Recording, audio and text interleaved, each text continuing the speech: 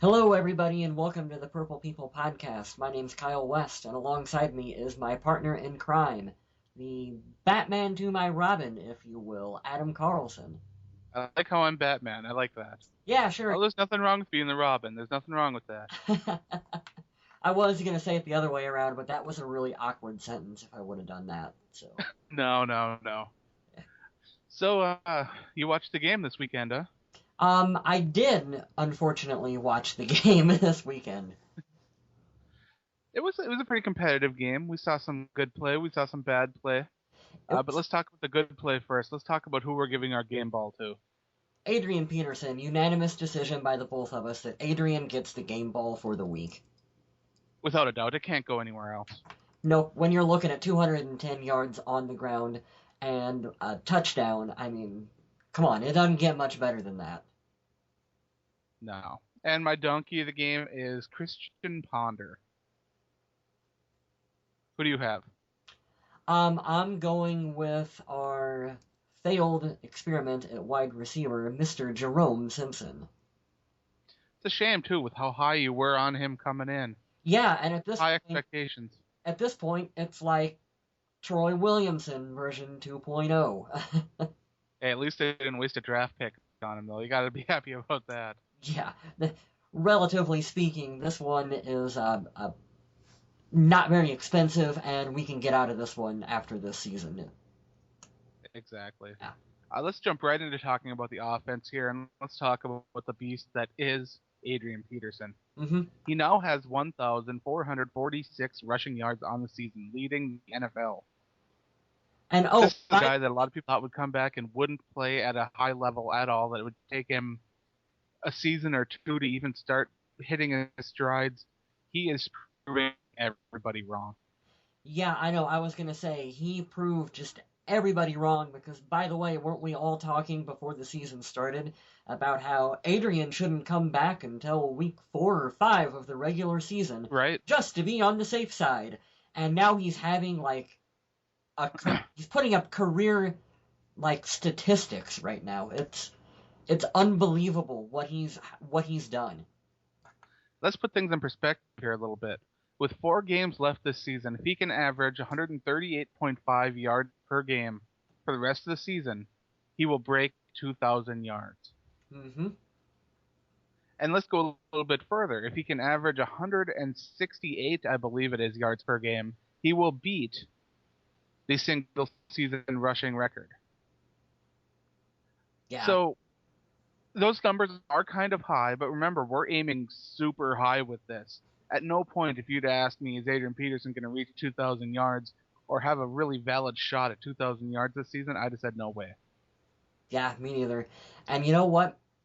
With him coming off a game where he had 210 yards on the ground and the Vikings still lost, when he was asked what more, could the team do to win, Adrian says he should have done more. I mean, that tells you about his character versus someone like Chris Johnson, where Adrian Yeah, Adrian rips off, an 82-yard touchdown run, 210 yards on the ground, and he says, "You know what? I should have done more for the team." We are so lucky to have him on our squad. what's even awesomer is that he wants to be a Viking. hmm I don't know why And sometimes. he wants to bring that championship to Minnesota. And he keeps playing at the level he's at, and they get more pieces around him. It could be a reality. Yeah. But let's talk about those pieces around him right now. Let's talk about the wide receivers because I don't know if the Vikings have any. Uh, can we just call Kyle Rudolph our number one wide receiver when Percy Harvin is not on the field? Because he is. There's no one else who can catch the ball and make plays right now other than Kyle Rudolph. No, no, and it's disgusting too because there's just no separation. Nobody's open. If you listen to the game on TV, I don't remember the announcers I had, but they said that not even Joe Montana could have completed some of those passes with how those receivers couldn't get open.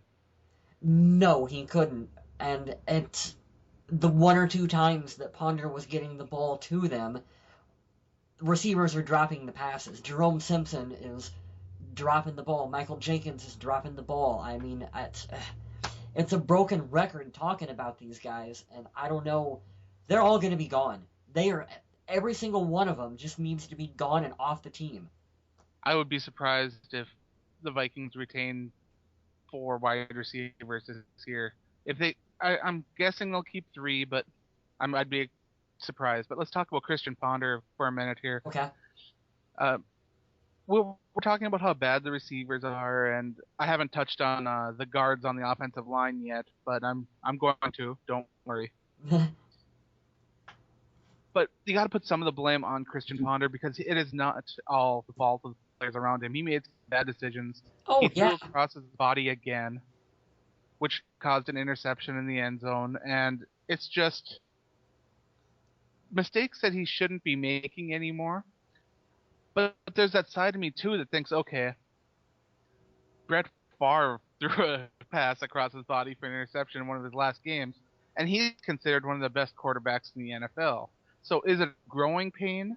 Is it something that he's got to get slapped on the wrist a couple times here before he understands, hey, that's bad? Or what the deal is here? But he needs to improve his decision making. He needs to improve his reading the field. He's got a lot of room to grow. I don't know what's going on with Christian Ponder right now, but it is really disheartening after early on in the season where you go, yeah, this kid's making some strides and he's looking pretty good. And now it seems like he's losing his confidence and he's taking a couple steps backwards. Because you look at that throw that you're talking about, Green Bay, they kick the ball out of bounds, give it to Minnesota on the 40-yard line. Adrian hits, it was like a 42-yard run, gives Minnesota the ball on the 12-yard line, and Ponder throws that horrible across his body pass to, I believe it was Michael Jenkins, for the interception. And that's it. At that point, there was no coming back in that game for Minnesota. You could just feel it. I could feel it at home. You could get that sense by what people were saying over Twitter. And you looked at the players on the field, and you could just almost tell that that's it. This game is over. You got to give a lot of credit on the play to Morgan Burnett, too. He made an awesome play on the ball to get the interception. It's not like it was thrown directly to him. He made a great play on the ball. But that doesn't mean that the pass was okay by any means. It was a pass that should never have been thrown. Yeah, that is a throw that I would have expected Ponder to make in his way early on, his first or second start out there. At this point, he should know better than that.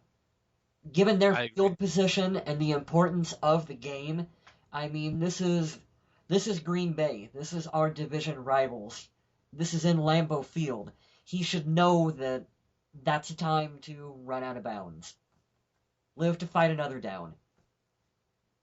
And let's talk about running because that's what Christian Ponder had to do quite a bit of again with the guards just opening up and letting the floodgates in. I don't know what happened with Brandon Fusco over the last year and a half, but when he came in, I was so excited about him, and now he's just playing so terribly. He's been getting benched in mid-game for Jeff Schwartz to come in, and we saw Schwartz hit some nice blocks, especially on some of those Adrian Peterson runs. So I don't know right now. To me, the whole guard position between Charlie Johnson and Fusco is completely up in the air. I would not be surprised to see new guards completely come next season. No, I would not either. That's going to be a point of emphasis that Minnesota is going to take a look at. All right, that's all I have for offense. Do you have anything else you'd like to add there? No, I don't want to beat a dead horse with our offense. We've talked until we're blue in the face about that one, and I think everyone knows what we have to say at this point. Right. The defense coming into this game had been playing fairly well. We saw some very undisciplined play. We saw penalties giving free plays and free yards. One of those free plays led to a touchdown. Mm-hmm. It's just the kind of mistakes that shoot yourself in the foot. If the offense isn't making the mistakes in this game, the defense was. And to be honest, I'm surprised the game was as close as it was with all the mistakes Minnesota was making. Yeah, I know. It should have. It felt like a game that should have been Minnesota was blown out 40-14 or something like that. The fact that they were in it as much as they were is, yeah, like you said, it's kind of surprising. Hey, how about Harrison Smith getting an interception on the game? That's a bright spot on this team and a good player moving forward. Well, let's be honest, that play was doomed to start with. I don't know why Green Bay ran that trick play. They don't need to be running trick plays. Their offense is running smooth enough. They don't need to be doing that junk. Interception's an interception, and I'll take it. But yeah, it was kind of a gimme play. But hey, at least he had the I guess the instincts not to bite on it and to be in the right spot to pick the ball off. Right. Vikings corners did a very good job of covering the wide receivers again this game. I am actually getting pretty impressed with the guys that have been brought in to play corner. Josh Robinson, AJ Jefferson. They're playing fairly good football as far as corners go for a unit that was absolutely dismal last year. Hmm. We're seeing a very, very good comeback from that group. Yeah, Antoine Winfield's looking really good. Of course, you still got to wish that Chris Cook didn't get injured. He would help a bit too. But I'm really impressed with what Winfield's doing, and I hope he can keep that up for another couple years for us too. Now, don't count Cook completely out yet because he could return this season, Yeah, but I'm not sure what I don't. ultimately what kind of difference it would make. But Yeah, I don't think he should. He should just get healthy and come back next year for us. and I beat this down last week, so I won't beat it down again. Chad Greenway, awesome game. Other linebackers, not good. Nope. Not good, especially in coverage.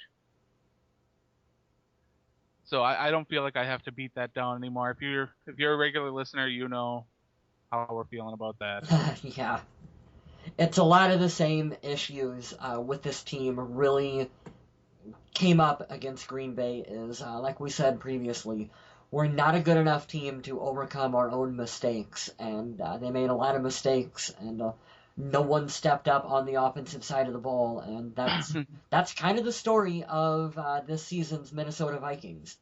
Well, I won't say no one stepped up because Adrian Well, I Peterson. mean, yeah, Adrian obviously, but we expect that from him. Well, let's talk about Percy Harvin because he's one of the Vikings' biggest weapons. And he left in week 9 with an ankle injury. It was considered a grade 3 sprain, which means it was a complete ligament tear. Ouch. Now, that's supposed to take 4 to 6 weeks to heal up. This is now his 5th week of recovery, so the Vikings are hoping that Harvin can return. But I guess the pain has been lingering, and he's been struggling getting in and out of breaks. He's going to try to practice on Wednesday, and they're hoping that they can shoot him up with a painkiller and have him play against the Bears. Is it worth it, Adam? Rushing him As back? of right now, the Vikings are, I believe, 2 spots out of the playoffs. So right now, until that playoff hope is dead, I say give her. You say go for it? I say give her.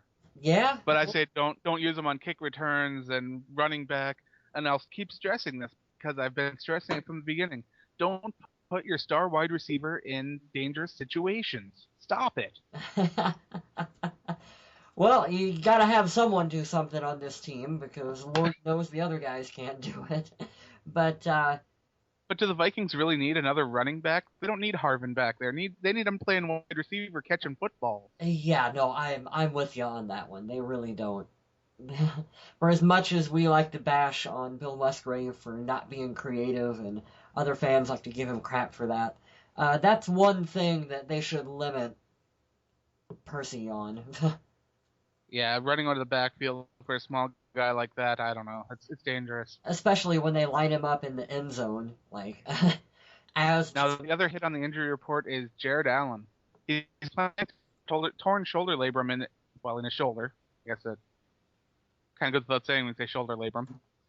it's a Jared Allen says it's not affecting his play, but I hope he's lying through his teeth about that because we are seeing him play at a level that we're not used to seeing, and I don't mean that in a positive way. So you're saying he's not going to hit the single season sack record this season, Adam? No, Are you no, on I'm the not. record for that? I was on the record for that before the season, and now I'm definitely on the record about it. I'll put my stamp of approval on that one. Yeah, He had an MRI done on it, and they said that there was no structural damage, and that he should be fine to play in this coming game against the Chicago Bears. Uh, Hopefully he gets the surgery that he needs after the off season, and he can come back healthier than what he was this year, next year for the Minnesota Vikings. I Being a coach would have to be so hard because you've got a 70% Jared Allen approximately, I'm going to say, and you've got 100% Everson Griffin. How do you decide who to play? Because at some point you got to play the healthy guy. I don't know. To me, it would be too tough of a decision to make. It's a tough call to make too, and I don't know. You don't want to hurt Jared Allen's ego, but at the same Right. time, if you're not healthy, you're not healthy. Next man up, get the guy that's at 100% out there in more of a rotation. Jared Allen fans, cover your ear for a couple minutes here because I'm going to say something you don't like. You're going to want to play Jared Allen so you can get his stats better, so you got a little bit more leverage if you're trying to shop him around this offseason.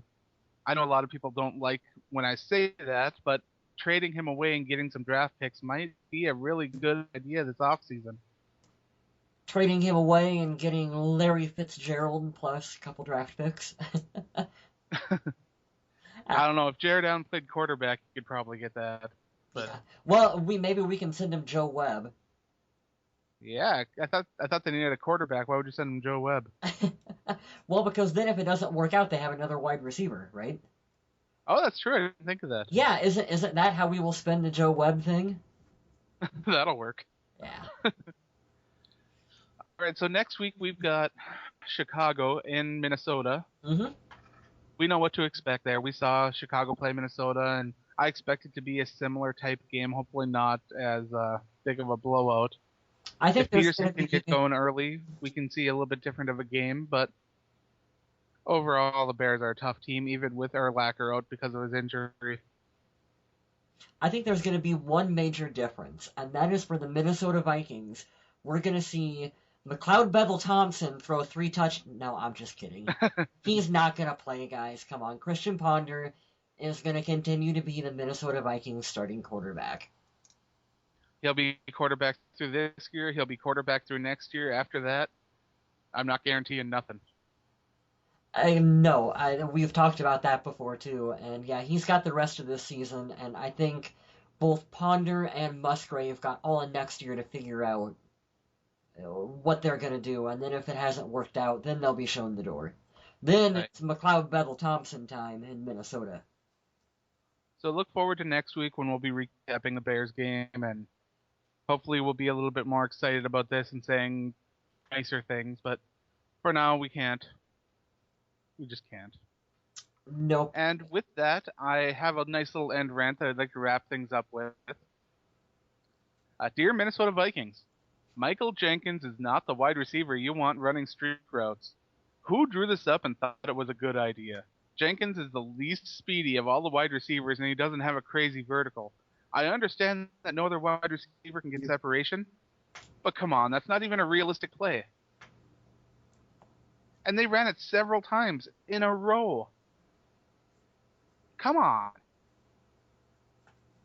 Well, we can look forward to Braylon Edwards next week in Minnesota.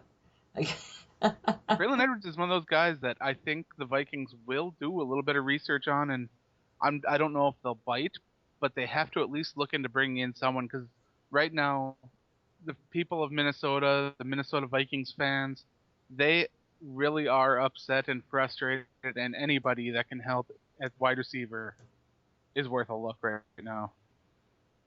Here's my mini rant, and then we can end out the show. And it's about Joe Webb and using him as a wide receiver. And the big theory slash conspiracy theory about Joe Webb is that he can't catch the football. Well, guess what? We already got a bunch of wide receivers who can't catch the football. So That's true. what would it possibly hurt at this point in the season to say, Joe Webb, we're going to line you up as a full-time wide receiver, and if you can't catch the ball, that doesn't make you any different than Jerome Simpson or Michael Jenkins or Devin Aroma should do. You can go out there and not catch the ball the same as what those guys are. Would that really hurt to try? I wouldn't go and try a whole bunch of wacky things till after the Vikings are out of playoff contention. Then I'd say, you know what?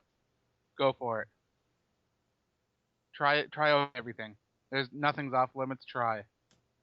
And then, plus, if they activate him as a wide receiver, that means McLeod Bethel Thompson would be the number 2 quarterback on the depth chart. I'm all for the That's true. McLeod. I'm all for the McLeod Bethel Thompson jokes right now, Adam. I want to see him out there for the Vikings. Hey, he was impressive during preseason. I enjoyed what I saw from Yeah. him. He's got that cannon for that arm, something that Ponder seems to be lacking right now.